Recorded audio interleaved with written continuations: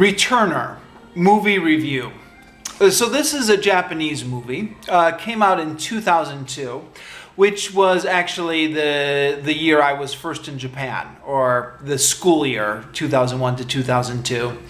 I remember reading a review of it at the time, or a review in one of the English language newspapers based in Japan. I think it was the Japan Times maybe, where the reviewer absolutely hated this movie. He said, you know, one point in history, Japan had kind of their own independent cinema. They produced a lot of really great films. Japan had its own independent cinema.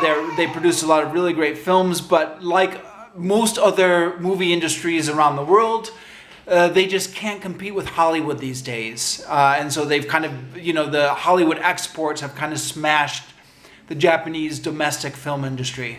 I don't actually know how true that is, actually, but that was the argument the reviewer was making. So he said, now, unfortunately, we just get these films coming from Japan, which are just copycats of American action films, and kind of poor copycats of American action films. So because having read that review, I thought, okay, right, I don't need to see this movie. But then, after a while, I thought to myself, I was trying to study Japanese at the time, so I was trying to watch as many Japanese movies as possible. I thought, actually, maybe it would be kind of just fun to watch a dumb Japanese action movie. I mean, I watch plenty of dumb American action movies, so just watch a dumb Japanese action movie, maybe pick up some Japanese while I'm watching it. So I gave it a rent, and it is completely a dumb action movie, but it's completely watchable.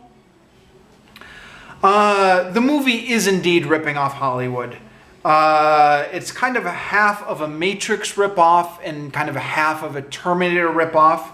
On the director's commentary in the DVD, the filmmakers openly talk about how influenced they are by Hollywood. So they openly say we were very influenced by the Matrix and the Mission Impossible movies. And yet it's quite watchable. You know, the action scenes are decently well done. I mean, the Japanese film industry just can't compete with Hollywood in terms of big budget special effects. And that's kind of noticeable here a little bit. But the film does have some kind of cool action scenes. My main complaint is that the action scenes end up being somewhat repetitive. So in this movie, the good guys have this device, which they get from the future, which allows them to speed up. Yeah, I mean, think kind of like Flash or Quicksilver from the comic books. And they end up using it to get out of just about every tight spot. So it was really cool the first time, but as the movie progressed, it gets a little bit old. There are also a lot of plot holes, but then, you know, this is a mindless action film, so what do you expect, I guess? This is a story involving time travel, and as with any story involving time travel, or any Hollywood story involving time travel, there are a lot of plot holes, and there are a lot of kind of arbitrary rules that just kind of get made up. I think you just have to forgive it with these kind of movies. On the plus side, the acting in this movie is really good. The hero does a good job of just kind of looking cool, which is all that the hero really needs to do in these types of movies. The guy playing the villain is amazing. He really gets into it. You know, like one of these guys who just does such a great job of acting evil. He overacts a little bit, maybe, but then again, he is the villain, so there is this kind of tradition of kind of overacting villain parts.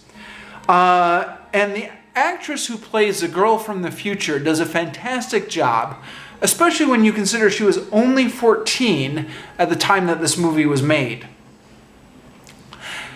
The movie does lose a couple points from me for getting sappy at the end. And they even put in the violin musical accompaniment at the sappy scenes just to emphasize how sad you're supposed to feel. I hate those stupid violins.